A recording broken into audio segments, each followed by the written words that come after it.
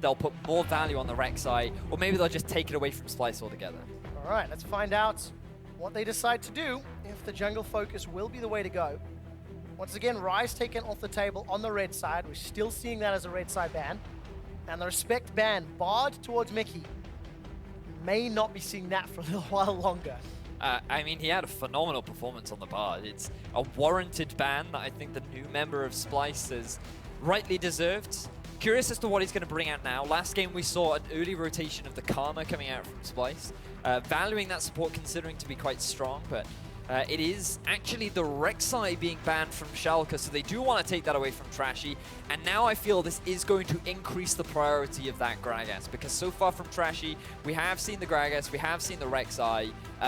It will be interesting to see what else he brings out. But we forgot that Vlad was not banned. Ah, Vlad, yeah. Yeah, that's a thing. That is a thing. And when it is available, it is nearly insta-locked here by Fox.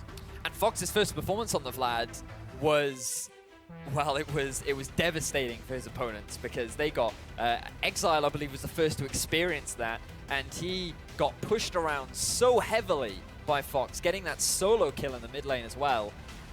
He is one of the mid laners that definitely picked up this Vlad very early on and has made it work for his team. So listen, Vedius, I know you're a mid laner yourself, and I have asked you this question off air. I'm now going to put you on the spot on air.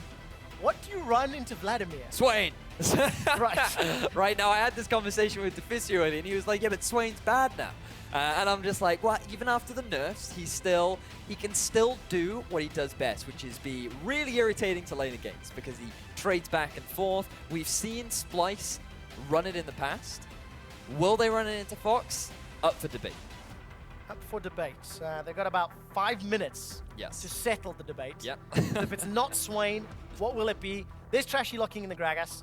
Once again, you know, 2 games on that, 2 wins on that champion. Do you want to know how many assists he's got, Vedius? I'd love to know. I'll tell you, because I've got the numbers in front of me. 25 assists in those 2 games. He went 4-3-25, and he found some of the crucial picks that opened up some of those victories. So if he can avoid getting caught out, like Gilius did in the previous game, then the potential is there for Splyce. It does surprise me that Schalke allowed Splyce to pick up this Gragas. And there is the Anivia!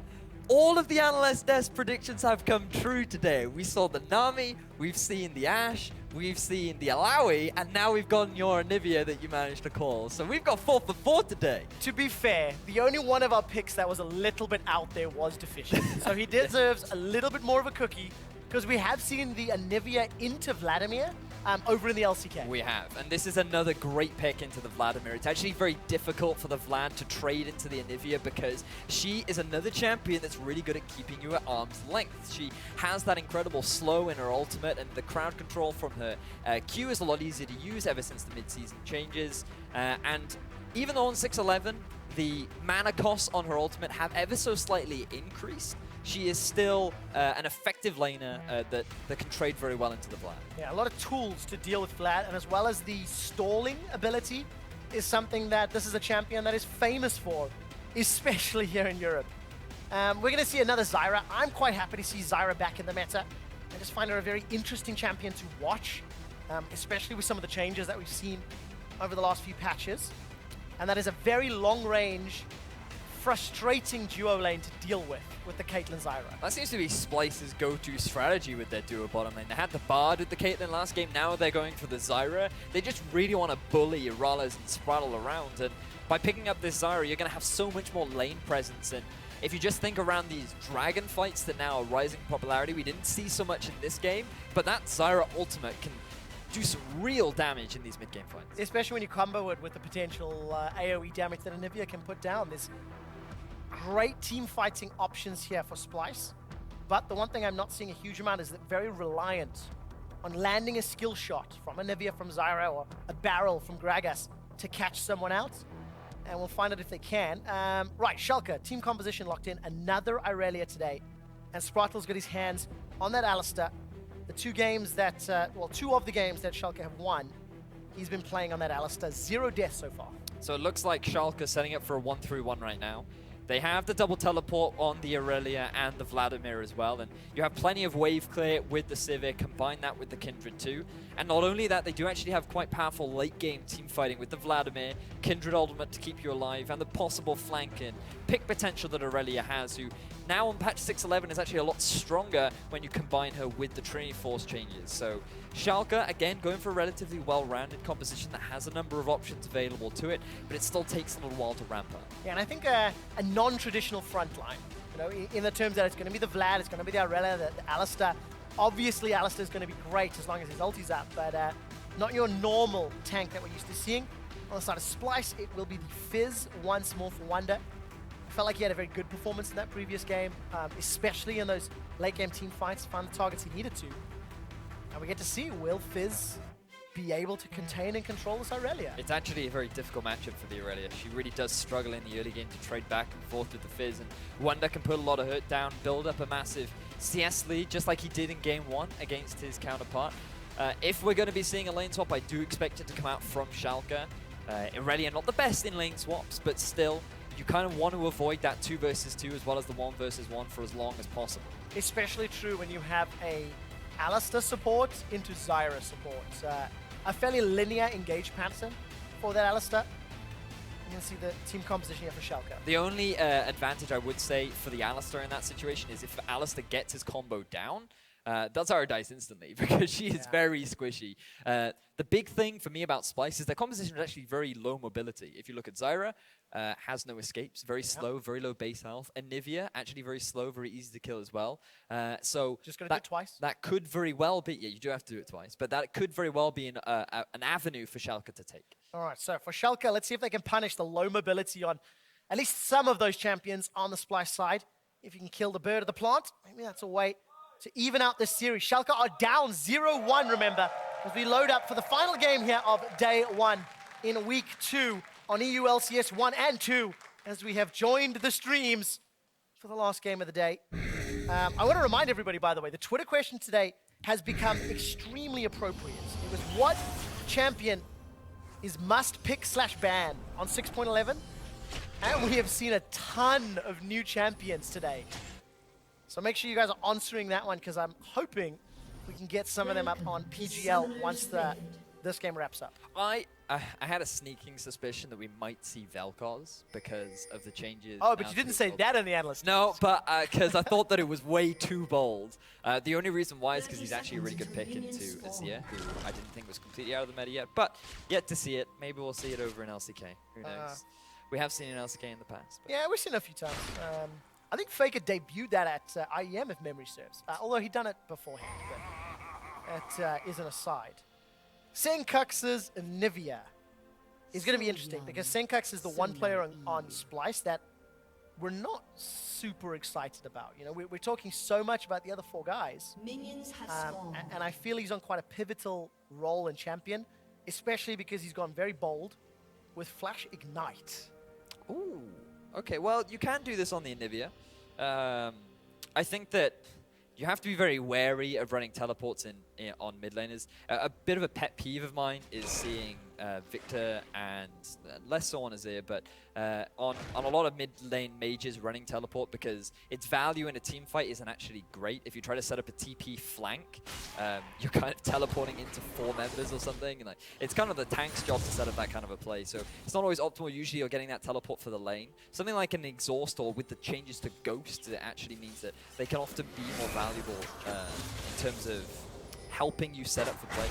But the fact that Sencux has gone for this Ignite really does suggest that he wants to put a little bit of pressure down, and given that he does have the matchup advantage, he's just demonstrating that he knows what he's doing. The theory is he knows. Now we need to see it demonstrated. That's what I want to see play out. But the lane swap has in fact been initiated here. MrRallez and Sprattel were looking to challenge and get a little annoying with Trashy and Wunder, but they didn't really get too far into the jungle. And it looks as though Stevie's made it halfway to the tower, but will just teleport in, buy a couple extra shots. It seems to be equalized by Wunder in the bottom. Seems like both teams pretty even in terms of tempo.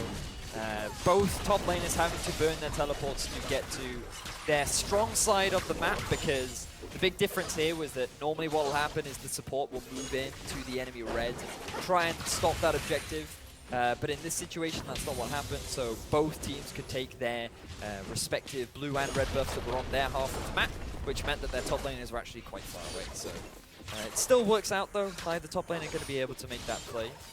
And very unfortunate for Gilius actually, because now with the changes to his mark, you do actually know where the mark is going to be spawning depending on how many marks you have. And there's a 50-50 chance that the mark is going to spawn on the Skull Crab that's next to you, unfortunately for him. No, not this. Oh, that's so close. Oh, I held my breath there. Lag. Just forget about that one. Lag on land. Lag on land.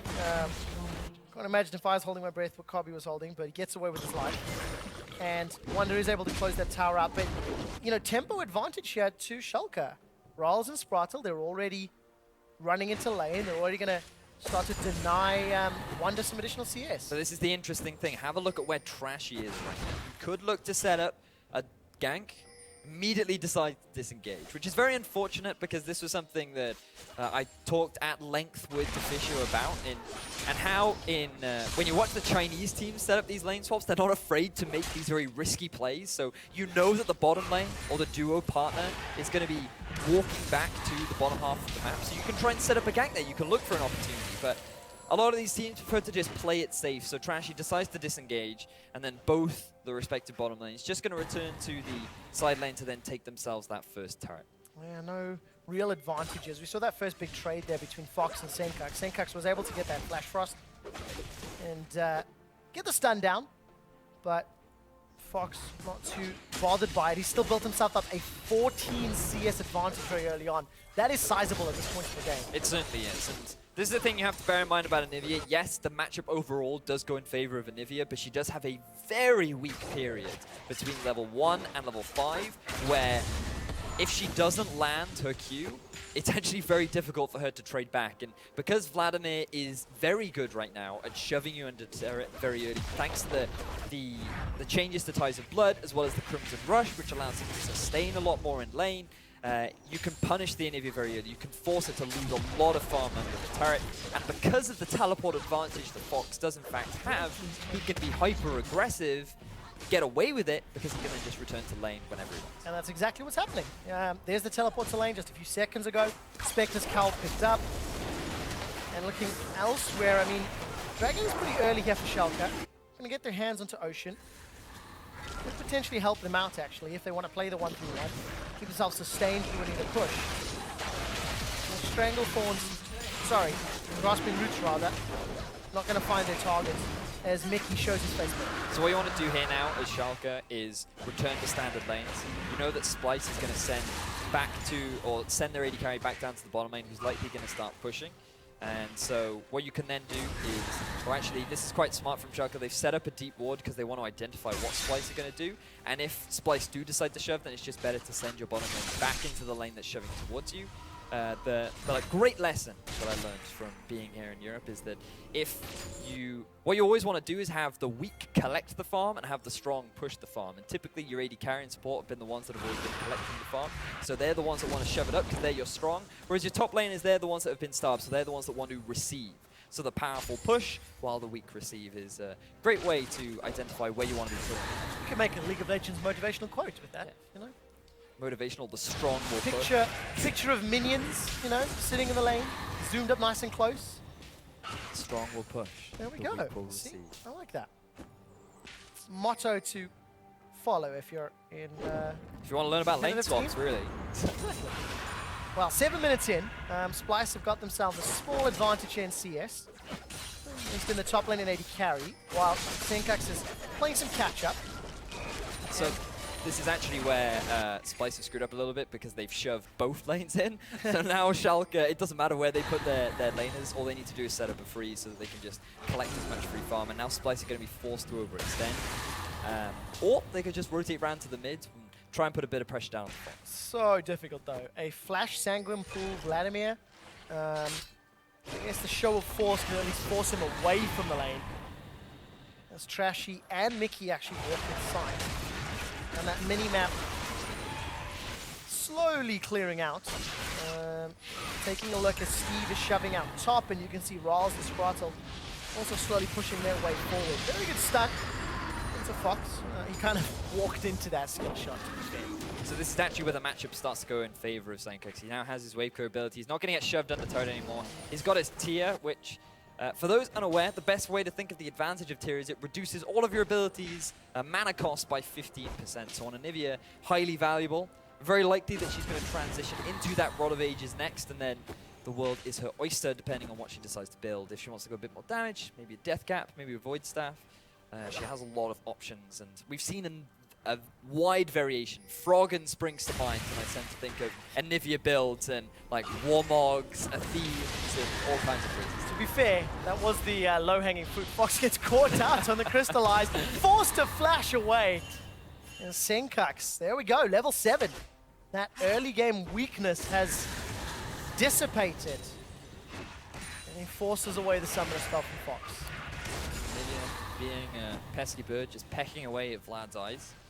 As he struggles to deal with the pressure that's coming out. As we now return to standard lanes. Everybody matching up against their equal counterparts. The lanes are just going to constantly push back and forth. Neither team willing to push past the river through fear of a potential gank. And you can set those ganks up with a Gragas and a Kindred, so both teams very mindful. And again, it's very likely to be quite slow. And I think for the side of Schalke, in terms of those ganks, a lot of pressure now on Sprattel and Steve when he gets involved, because that's where the CC comes from. You know, yes, there's eventually going to be a slow from Fox, and we assume the Rylai's will come out, but the Equilibrium Strike and the Headbutt Pulverize, that's what's going to have to hold Splyce in place. Other than that, you just got to run at them with Kindred and Sivir. Press all with Sivir and hope for the best. But Anivia Wall is actually really good at dissuading that, especially if you're fighting around these choke points, Dragon. Just think about the zone control that you have to play around. It's that, you think of the Fizz ult, it's not actually that massive, but it's actually something you have to be very mindful of. The Zyra ultimate as well as the Anivia Wall and the Anivia ult. You want to really run into all that? Well, I don't. But Schalke need to figure out a way to either run yeah. around it or get one of those deep wards down like they did a little bit earlier so they can teleport in. I mean, they've got 2 TPs, so maybe that's one of the ways. Thinking a little bit more about it, I mean, Splyce draft is actually great for this composition that Schalke have drafted because they have no reliable hard way to force a fight. Yes, the Alistar can flash in, go for a headbutt pulverize, but if he does, then you're going to get an immediate Zyra ultimate on top of him. So sure, you can go for that play, but then where's the follow-up? Is it really going to be possible when you have these massive area of control abilities that are going to dissuade you from really committing to any real engagement? Yeah, that's a challenge, isn't it? Luckily for Steve, he's got some built-in tenacity. That Irelia passive will help somewhat against all of the CC that Splyce have built. But then the next question is, how will Splyce control Irelia? We're 11 minutes in, and I don't think you or I have mentioned Fizz or Irelia once. So shame on us. Shame. What do you think of this matchup? Because you mentioned that Fizz would have some advantages earlier. However, Steve has come out even in CS, and both teams are trading in a turret. That's largely thanks to the lane swap. Neither top laner really had an opportunity to go head-to-head because when we did revert to standard lanes, Wunder was actually so far overextended, the wave was super far pushed that he just had to back away. But it's been great for Irelia, the fact that she could just get this early farm, work towards that very early Trinity Force. And now both teams, with these big minion raids, are actually quite quickly pushing onto these tier 2 turrets on the side. Yeah, Splyce has already taken Schalke's tower in the top lane, and Schalke, they're unable to equalize. Crystallized Wall comes down, Flash Frost, not going to find a stun. We didn't catch it on stream, but Wunder actually used his ultimate earlier onto Steve, and that's why Steve's flash is down. So Splyce with some very good plays. They get a tower, they get a flash out of their opponent's top laner, and they have the potential to group for a dragon. Picking up that early sheen from Wunder, something that you do see a lot on Fizz, going for the very early Iceborne Gauntlet, means that Steve just didn't really have the damage just yet to be able to trade back. And to be fair, it is very difficult to trade back with a Fizz when he is so slippery. And given the fact that he will likely be building full tank until already picks up that Trinity Force, it will be quite difficult to hold her own in that. Well, may not need to hold his own in the 1v1 when the entire team is grouped a dragon. Fox is sitting in base. Steve has just left it. There's Potential for team fight. Yeah, body slam into Flash. Sprattel gets the knockup too. He separated Kobbe, and Gilius is buying time with Lamb's respite, but the Dragon is still hammering away on everybody. Here comes Steve, gets knocked up into the air by Stranglethorns. We catch a glimpse of MrRallez' body falling to the ground. It's a double kill for Kobbe. He's not done yet. 90 calipers towards Fox. Fox gets rid of the Tides of Blood, and a giant bunny rabbit sends him packing. 4 members of Schalke are killed, and the Dragon is picked up by Splyce. This is something you have to be very mindful of if you're going to commit to a Dragon this early on into the game. You have all of these massive AoE abilities that just lock you in place and can split up your team, and when you're that separated, it just allows Wunder to really go to town, especially after picking up this very early Iceborne Gauntlet. So have a look at how this fight actually kicks off. Gilius is left in the pit by himself, taking a huge amount of damage.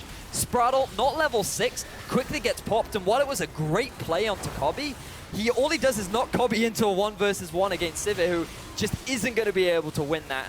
With the numbers advantage that Splyce have, and the fact that they have the positional advantage, combined with the very late teleports coming in from Schalke, it's simply a matter of cleanup for Splyce, as well as picking up the Dragon. I can't believe that level up, I believe, even saved Mikyx's life in the Dragon Pit. What a monumental swing. 3,000 gold, an Infernal Dragon, and now Splyce, they're grouped up, sieging this bottom tower. Things are going to work right around as Gilius backs out of the jungle. But yeah, no 6 on Sprattel. Couldn't stay on that front line any longer. He has at level 6 now, so that's good. But sorry, that was a great interaction being rooted and then walled off. As Splyce very easily secure themselves that tier 1 turret in the mid, extending their gold lead now to 3k, so having a much better early game than they did in the past. And finally seeing glimpses of the team fight potential that Splyce have been looking for. You have to question Schalke. Have to talk about that dive, or the team fight rather, and they had hoped to happen. Next Dragon's going to be mounted, so that's definitely going to be worth fighting over. 3 different Drakes consecutively. I think this is the Yeah, first time what is I've this? ever seen this. I mean, that's literally the first time I've ever seen that, I think. Well, yeah, first time for everything. But yes, Gilius is someone that I would like to quickly touch on, because our personal featured matchup was these 2 junglers, and so far Gilius has been quite underwhelming. He is not having the same sort of performance that he had in week 1. He's been making questionable decisions, like in that last fight, sitting in the Baron pit when it was very obvious Splyce were looking to make that collapse. Gilius did have his ultimate available. There was opportunities for him to at least keep Sprattel alive, buy a little bit more time for Schalke to... But it didn't matter, that's the problem. Yeah, it's just... It bought like 3 seconds, and then, you know, Mikyx just put down the Stranglethorns, and it reset everything once again. Yo, just like the Cloud Drake and getting to lane a second sooner, those seconds are valuable, Trevor. Touche. You raise a valuable point. But yeah, it's just Gilius. I'm still waiting to see more from him. He is playing this Kindred. He has completed now his jungle item, the Blood Razor. Not Devourer anymore. Yeah, not Devourer. That's the worst part. I wanted to help The you, but I was like, yellow one. I wanted to help you, and I was like, it's not Devourer, it's not Devourer, I can't help you. I'm just going to go with jungle item. See, I don't play jungle. It is by far my weakest role. It's my second role. Oh, I'm so bad at jungle. Like, I'm legitimately harmful to the team. It becomes 6v4 if I'm playing jungle. Just play Graves and farm. It's just like AD carry 2.0 is... But not like at the Fox. wrong place at the wrong time, just like Fox. There's a flash not available for Fox. He gets Hemo Plague out, buying some time with Sanguine Pool, but it simply doesn't matter, and Trashy and Wunder just run him down. So that's just bad positioning from Fox. He shouldn't have been there. He has his teleport available. You could see that he wanted to try and push the wave past the river, but the river is always your cutoff point. You should never really go beyond that, because that is the optimal place for someone to set up a gank. And now with the numbers advantage, Splyce, they might take the tier 2 for free. And you've got to deal with all of that zone control. We've touched on every single form of CC. You've even got to filter into Caitlyn traps on top of everything else. It seems almost insurmountable, the amount of zoning that you have to get around. There is a pink ward behind Wunder and teleport, so Wunder could be in trouble here. No flash, remember. Hop, skip, jump, flash. He's being run down, and Wolf will pick up a kill. But have a look at what Splyce are doing. Actually, I got a little bit too excited there. I thought they were picking themselves up the Baron, but we're only 17 and a half minutes into the game. It's been a long day, Vedius, but it's not Baron yet. Oh, man. But they get themselves the Rift Herald, something that a lot of teams haven't put that much value on, but given that Wunder was overextended, Splyce felt that they needed to get an objective in return. Interesting that they've decided to put it on Sencux because he doesn't have the teleport. I guess they've decided that given that he's been sitting in mid lane a lot, he's putting a lot of pressure down himself, having the extra bit of damage reduction would actually be very valuable to him if Schalke find that opportunity to get the collapse onto this low mobility. I just feel like Sencux is going to plant himself in that mid lane even longer. I mean, that's a mid laner's dream, really. Just give a mid laner a blue buff, give him endless farm, and just like, all right, guys, I'm going to chill out.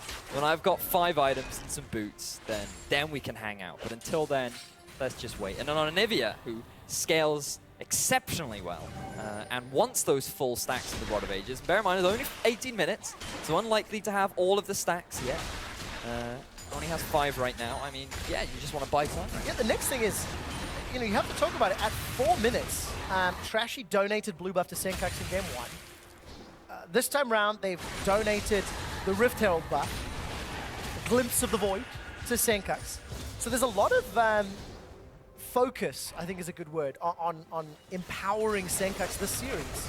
In my eyes, it's very much like, hey, we know the casters haven't talked about you much, Sencux, so here, have some love from the rest of the team. We'll give you some stuff to make you feel important. And I'm sure that was part of the discussion between Yamato Cannon sitting in the background going, yeah, this is what we want to do. Steve is going to dash all the way forward. Chum the Waters comes up, buying some time. The Playful Trickster's not enough, and Wunder, he goes down. That was a very quick kill for Schalke. Good dive from Schalke, to be fair. That was well executed. They managed the turret aggro well. Wunder, problem with having no flash is that sometimes you can't get punished for it. Sencux now might be in a 1v2.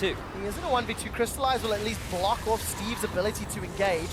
Cooldown's coming back up. 1 second on Flash Frost. If the stun lands, Fox is in trouble, but he's forced to flash away.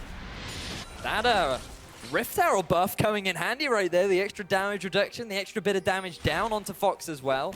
And great positioning of the ultimate there from Sencux to actually cut off the escape of Fox and ends up burning his flash. So even though Wunder gives over his life, again, Splyce, they're getting an objective on the other side of the map. Pick themselves up the man and Drake. And to be fair, of all the Drakes that have been taken, I think Splyce can be pretty happy with that too. Oh, beyond a shadow of a doubt. They've got the ability to take down objectives quicker. They've got the ability to take down champions quicker. If only they could run faster, Trevor. Hey, we have to find out what the next one is. I'm going to take a quick look at the pit if I can see what it is. It's going to be an ocean, so we're not going to see the Cloud Drake just yet, unless I'm mistaken on that one. It's actually impossible for there to be 4 types of the oh, well, there we go. So it had to be one of the 3 that we have already seen. There we go. So it will be the Ocean Drake next. We'll find out who's going to get their hands on it. But for Splyce, at 20 minutes, Vedius rather, they've got themselves a 4,000 gold lead. 5 kills to 2. 5 towers to 2. It is just... It's such a good lead and in such a good position for them, especially with their 2 Drakes as well. It certainly is. I mean, at 20 minutes into the game, Splyce have all of the advantages that they could have possibly wanted. The only one that's struggling a little bit is Wunder. Now that the Trinity Force, as well as the Hex Ring has been completed, he's likely going to lose his life. Yeah, will be the case. Wunder gets the chomp up though and will trade 1 for 1.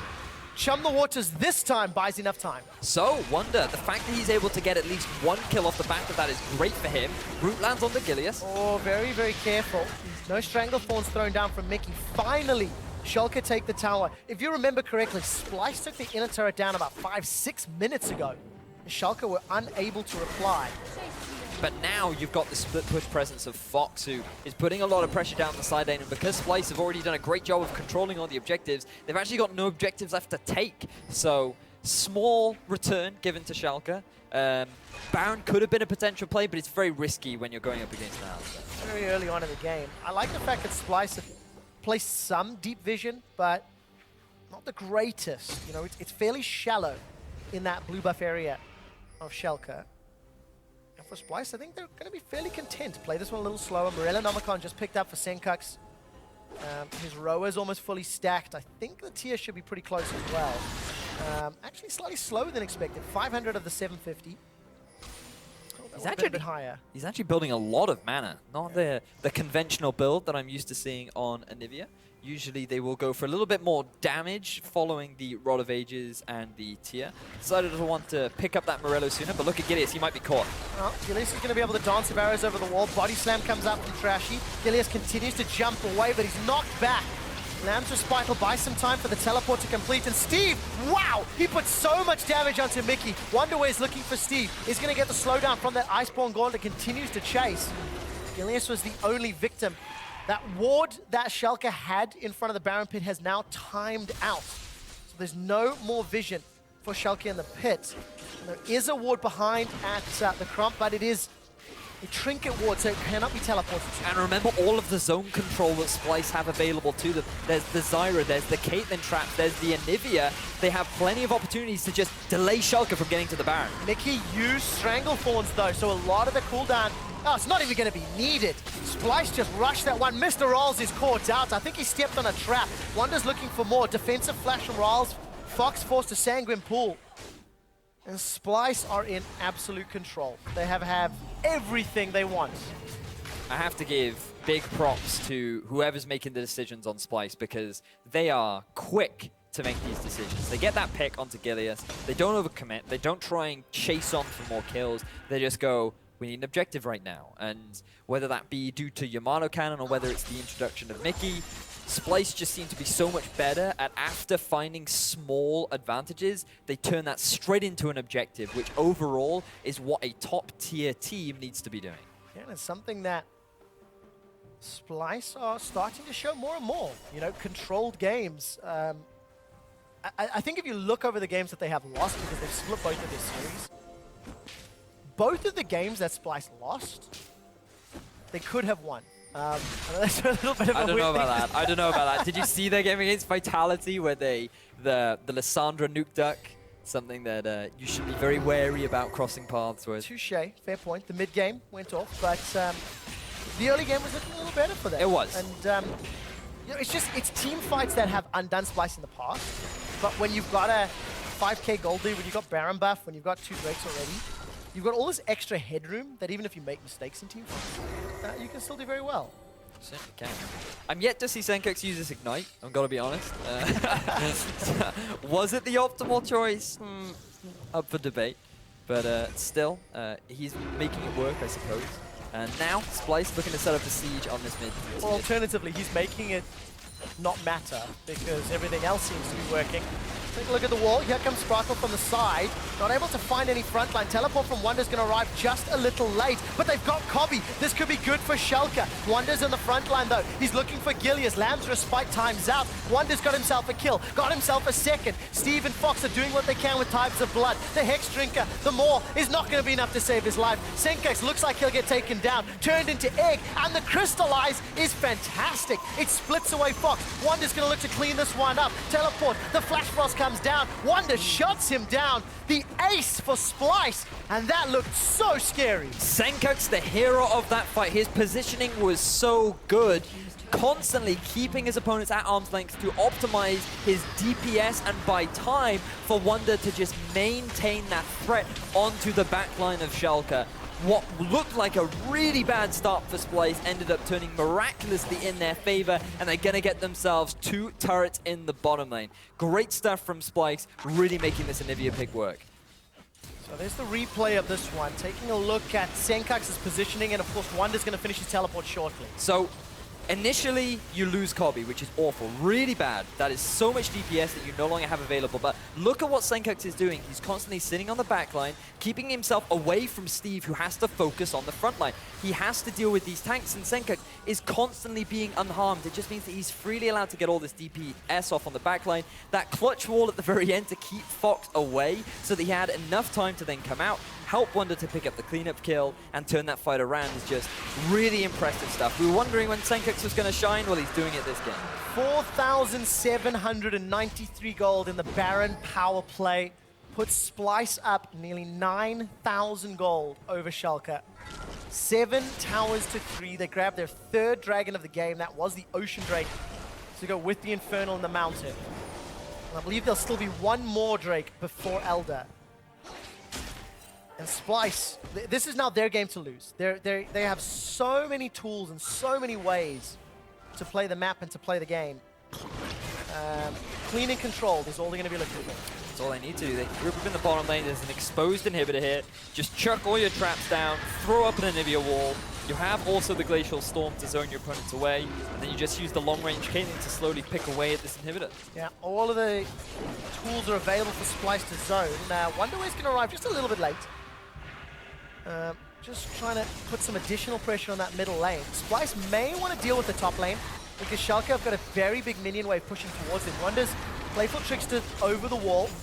Chum the Waters is available, not even going to be needed. Splyce literally just walked in and took that. And now they can do exactly the same here in the middle lane. Wunder doesn't have his teleport available, but the minion wave up in the top isn't big enough to, or it may very well take that turret, but it doesn't matter because Splyce just want to keep pushing the tempo advantage that they have right now. They're feeling very confident. They feel like that they have the advantage that they need to close out this game. Fox ends up getting rooted. Oh, a lot of damage onto Mikyx. He used the Proto Belt forward. Wunder's already used Playful Trickster. Flash Frost stuns nobody. Sprattel gets caught out, gets pinned against the wall. Fox throws down the Hemo play. Boomerang blade splats across. Kobbe's down. Where is Sencux? Running for his life. Wunder's buying some time. Chum the Waters knocked up the backline of Schalke. MrRallez, though, takes so much damage from that Glacial Storm. Sprattel rooted, taken out by Mikyx. They end up trading 1 for 1. Splyce, unfortunately, their fights seem to always start with Kobbe dying, which I'm no expert, but I would say that losing your AD carry at the very start is not a great way to kick off your fights. You want to be setting up a perimeter around your AD carry to try and keeping him alive as long as you can. Splyce, this could be a bit of an overcommitment. They need to be mindful, but Fox is in trouble. He's already used Sanguine Pool. There's no Hourglass, remember. Wunder dashes forward, hops out, chasing out. The Proto Belt throws Fox in range of Wunder, but not a lot of damage. That's a very tanky Fizz. Iceborne, Spirit Visage, and Senpai Cape. Now Fox is just trying to take control of his own jungle. Can Steve get that red buff? We'll find out. Looks like it was smited away actually by Trashy. Oh, Fox once again roots to embrace. Those grasping roots doing so much work. The barrel comes back with Trashy. Body slams forwards. The audacity of Splyce in what was a 2v4, eventually 3v4. Here comes Wunder. Chum the Waters is available. Wunder throws it down, catches onto Steve. That sends Steve up into the air. He will go down, not before he takes Mikyx with him at least. But it doesn't matter, Splyce, they're on the tower. So many good walls coming out from Sencux, really impressive, just constantly cutting off the escape of MrRallez, and Splyce, with the numbers advantage, might actually try and look to close out the game. They're onto the Nexus turret. Splyce have taken one. Decided to play this one just a little safe, back away to the mid inhibitor turret, take down the inhibitor as well. And Schalke, well, there's not a lot left, not a lot of hoo-ah for them to call on. So the safe play right now for Splyce is they have 2 inhibitors in their favor. A lot of damage goes down onto Gilius. Yeah, Gilius is taking a huge chunk, forced away. Lamb's Respite's been used. Teleport comes out from Fox. Let's see what he can do. Hemoplague is available. Tides of Blood doesn't do a lot, and Sprattel is already killed. God, so much damage. Splyce are just destroying Schalke. We bought a few seconds, folks, but it's a triple kill for Kobbe. And this will leave the last Nexus turret the target. Crystallize, prevents Steve from getting away. It's a quadra kill for Kobbe. And that's what happens if you don't lose your AD carry at the start of the fight. Now Kobbe, with that quadra kill, he's going to move with his team to close out game 2. Splyce obliterate Schalke and pick up their first 2-0 of the summer split. Really impressed with Splyce. Really impressed with the Anivia. And overall, just a great game to watch. Not the most exciting. We did have quite a few kills, a lot of clutch team fights, but overall, Splyce just demonstrating that they are definitely a challenger here in the European LCS. A team to be careful of, for sure. And at the beginning of the game, we talked about Trashy and Gilius. At the end of the game, Trashy comes out for me as the better jungler across both games. I feel he had a significantly bigger impact in both matches. And it just feels like Splyce they're learning from their mistakes. They're playing very smart and working well around these objectives. They certainly are. The early games consistently go well for Splyce right now. They seem to get the laning phases that they wanted.